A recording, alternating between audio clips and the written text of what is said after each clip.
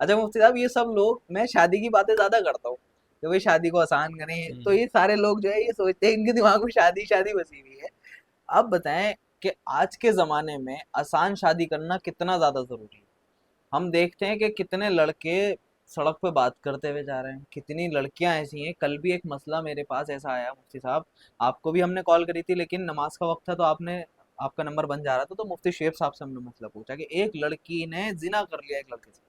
اچھا. Girl friend boy friend سے آپس میں. وہ تو اس کو اتنا بھروسہ ہو گیا کہ اس نے تو بتائیں کہ اس نے یہ بھی نہیں سوچا کہ میرے ماں باپ کی عزت جائے گی، اس نے کپڑے اتار دیے اپنے اس جی. لڑکے کے لیے. اتنی زیادہ دل میں محبت جاگ گئی اس کی. اب اس لڑکے کا دل بھر گیا، اس لڑکے نے چھوڑ دیا. 2 منٹ لگتے ہیں، کیا کر لے گی وہ. اب مفتی صاحب وہ لڑکی دوسرے لڑکے سے جب دوسرا بوائے فرینڈ بنا لیا اس لڑکی نے، اب وہ کہہ رہی کہ میں نے توبہ کر لی ہے. اس لڑکے کو پتہ چل گیا کہ اس نے زنا کرا ہے اس لڑکے کے ساتھ، تو وہ کہہ رہی میں نے توبہ کر لی ہے اور اب صحیح ہو گئی. تو اب اس نے لڑکے نے مسئلہ پوچھا ہم سے کہ کیا ہم اس لڑکی سے نکاح کر سکتے ہیں؟ نہیں، ایک لڑکی نے زنا کر رکھا ہے، کیا میرا نکاح کرنا صحیح ہے؟ تو مفتی صاحب نے کہہ دیا بھائی کر لو، لیکن اس کے جو ہے آپ کسی کو آپ شیئر مت کرنا. اس لڑکی سے کہو کہ وہ توبہ کر لے، اللہ معاف کرنے والا ہے. تو مفتی صاحب ان چکروں میں لڑکیاں اور لڑکے زنا میں آسانی کے طریقے سے پہنچ پا رہے ہیں، کیونکہ ہم نے شادیاں اتنی مہنگی کر لی، ہر چیز کے لیے تو خرچہ رکھا ہے. بتائیں کہ شادی کو آسان کس طریقے سے کریں. اور میرا یہ اس ٹاپک پہ بار بار بات کرنا کیا ان لوگوں کو غلط کیوں لگ رہا ہے، ان کے ذہن میں کیا چل رہا ہے، میری سمجھ میں نہیں آ ہو سکتا ہے آپ کو یہ چھیڑتے ہوں یہ لوگ کہ آپ کی شادی ابھی ہوئی، نئی نئی شادی ہوئی ہے، جس کی وجہ سے رہا. ہو سکتا ہے کہ ان کو بھی نہیں شادی شادی شادی کے لائق تو ہو گئے یہ لوگ بھی، جی انہیں جی. بھی شادی کر لینی چاہیے. کیونکہ دیکھیے جو ہے تقاضے ہیں، جی یہ تقاضے تو سب کے ساتھ ہی ہیں. بالکل بالکل. جس طرح کھانا اور پانی ضروری ہے تقاضے ہیں، ایسے یہ بھی تقاضا اللہ نے رکھا ہے ہر بالکل انسان کے ساتھ، چاہے مرد ہو یا عورت. جی. اگر اس تقاضے کی تکمیل نہیں ہوگی وقت پر، تو پھر انسان جس طرح ہم کسی کو بھوکا چھوڑ دیں، اور کوئی انسان بچے کو کھانا نہیں کھلائے تو بچہ کب تک برداشت کرے گا؟ بالکل آخرکار پھر وہی آدمی جو ہے بچہ ہو یا کوئی بھی وہ بھوکا سے جی رہے گا تو پھر غلط کام کرنے پر مجبور ہوگا، پھر مجبور چوری ہو کر کے کھانا جائے. کھانے جی پر مجبور ہوگا. تو ایسے ہی جو اگر ماں باپ کی ذمہ داری ہے، اگر بچے کو ہم نے اس کی صحیح عمر پہ شادی نہیں کی، جی. بھائی بچہ بالغ ہے آپ شادی کر دو. اب انتظار میں بیٹھے ہیں، خاص طور سے ہماری یہ مزاج ہے کہ لڑکے جب تک کاروبار سیٹ نہ ہو جائے، جب تک جی پیروں پہ نہ کھڑا ہو جائے، جب تک یہ نہ ہو جائے، جب تک وہ نہ ہو جائے. ایسے لڑکی والوں کی طرف سے ڈیمانڈ کہ ہمارا داماد ایسا ہو، اپنا کاروبار ہو، داماد ایسا ہو کہ جس کا اپنا الگ مکان ہو، سب سے الگ تھلگ ہو. اس کی ایک ویلو، اس ویلو کے چکر میں لڑکی بڑھیا ہو جاتی ہے اور جی لڑکے بڈھے ہو جاتے ہیں. بالکل صحیح ہے. اور اس کے بعد ان دنوں میں جو خواہشات نفسانی کا تقاضا، جو پریشر بڑھتا ہے، تو پھر انسان پھر بہت سارے لوگ غلط کام کر لیتے ہیں، زنا کر لیتا ہوں. پھر اس کے بعد یہ خواہشات نفسانی کا جو پریشر اور زور ہوتا تو پھر انسان پھر دیکھتا نہیں ہے. جی پھر تو بے شمار ایسے واقعات آئے کہ انسان اپنے ہم خیال، ہم عمر یا اپنی برادری تو دور کے بعد ایسے لوگ جن کے ساتھ اٹھنا بیٹھنا ہی پسند نہیں کرتے انسان، اس کے ساتھ بھاگ جاتی ہیں لڑکیاں. جی صفائی کرنے والے، جاروب کش کے ساتھ اور ایسے لوگوں کے ساتھ اللہ محفوظ رکھیں. ایسے ایسی رپورٹیں آئی ہیں کہ پتہ نہیں سکتے کہ پڑھی لکھی لڑکی، دیندار گھرانے کی لڑکی. لیکن بھائی دیندار گھرانے کوئی بھی لڑکی ہو، کسی کتاب میں نے ایک واقعہ پڑھا تھا، بڑا عجیب و غریب واقعہ تھا کہ شاید پیر ذوالفقار صاحب کی کتاب کے اندر یا کسی بڑے عالمی کتاب میں، کہ ایک سید زادی تھی اور بہت نیک شریف خاتون تھی. نیک شریف خاتون تھی. انتقال کا جب آخری وقت ہوا تو اس کے جو ملنے والی، پورے علاقے میں ان کا ایک نام تھا، چرچا تھا. تو ان کو متعلقین کی ساری مستورات آئیں، لڑکیاں آئیں ملنے کے لیے، ملاقات کے لیے. تو انہوں نے سب کو ایک نصیحت کی، ساری لڑکیوں کو، کہ میری ایک نصیحت ہے اور نصیحت کو یاد رکھنا کہ تم کبھی بھی کنواری مت رہنا.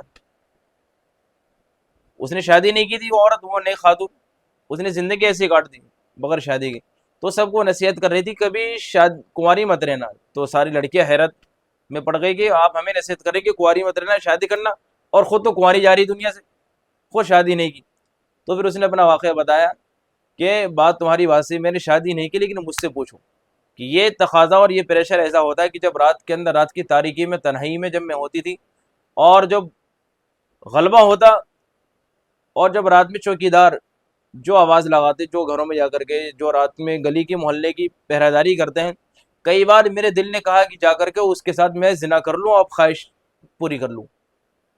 لیکن کئی بار گھر سے نکلنے کی کوشش کی، پھر آخر کار پھر اللہ نے میرے دل میں خوف ڈالا، پھر میں سوچنے کی کہ میرا کیا ہوگا، گھر والوں کا کیا ہوگا، میں کیا منہ دکھاؤں گی. تو اس ڈر سے، سماج کے ڈر سے، گھر والوں کی عزت کے ڈر سے پھر میں نے غلط قدم نہیں اٹھایا. جی تو غلط قدم نہیں اٹھائی، وہ اللہ کی نیک بندی. لیکن آخرکار دل میں خیال تو آیا، یہ تقاضا ہے، اگر اس تقاضے کی تکمیل نہیں ہوگی، تقاضے کو آپ پورا نہیں کریں گے، تو پھر یقیناً پھر لڑکا بھی زنا کرے یا لڑکی بھی زنا کرے، پھر کوئی یہ نہیں. تو یہ، اور اس کا سارا احوال ماں باپ کے اوپر آئے گا. اللہ کے رسول کی حدیث ہے کہ اگر کوئی بالغ لڑکا یا لڑکی گناہ کر لے، زنا کر لے، تو ماں باپ بھی اس گناہ میں شریک. لیکن ماں باپ اس بات کو سمجھتے ہی نہیں ہے. ماں باپ چلو بچے ہیں بچے ہیں بچے ہیں، عمر نکل گئی 30 سال 35 سال، اور ابھی تک ان کے بچے بچے ہی ہیں. جی ان کے بچے بھی تو بچے بچے ہی ہیں. بچے ہی ہیں ابھی ان کے. اچھا مفتی صاحب، ابھی ایک لڑکی ہیں، تو پتہ چلا کہ اس لڑکی کی عمر لگ بھگ 35 سال کی ہو گئی ہے.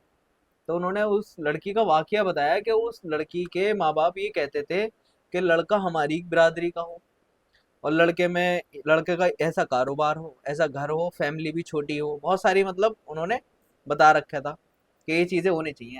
اب بتا رہے ہیں بولے اس لڑکی کا رشتہ کہیں نہیں ہو رہا، تو اب وہ کہہ رہے ہیں کہ کسی بھی قوم کا ہو، بس وہ ایسا ہو، کماتا ہو، چاہے مزدوری کرتا ہو، کماتا ہو، ایسے بھی کر دیں گے. عمر کا بھی کوئی تقاضا نہیں ہے، فیملی کا بھی کوئی تقاضا نہیں، چاہے کرائے پہ رکھ لے.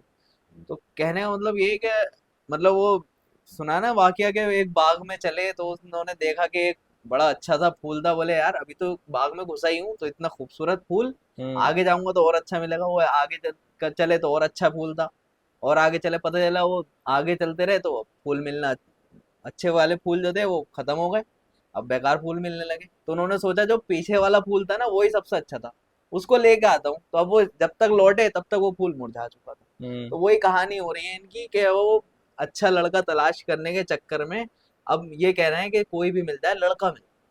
نہیں، یہ بات صحیح کہہ رہے. اس طرح یہ نہیں، کئی ایسے واقعات میرے سامنے بھی آئے، اور اکثر جس کے ذہن میں یہ باتیں ہیں، جی اکثر اس کی شادی ایسی ہوتی ہے کہ لڑکا عمر دراز ہو، اور پھر وہ کمپرومائز کر لیتی ہے کہ جی کاروبار بھی نہ ہو، کچھ بھی نہ ہو، بس کیسے بھی لڑکا مل جائے. جی اور شروع میں اتنے نخرے ہوتے ہیں، اتنی وہ چیزیں ہوتی ہیں کہ اتنی ڈیمانڈ کہ لڑکا ایسا ہو اور ہینڈسم ہو، مجھ سے زیادہ پڑھا لکھا ہو اور قابل ہو، اور یہ بہت ساری، اور بعد میں پھر وہ لڑکا جس بالکل پھسڈی نکما ہوتا. بالکل ایسے ہی. تو یہ بس بھائی جو وقت پہ جو چیز مل جائے اس میں انسان خدا کا شکر ادا کرے.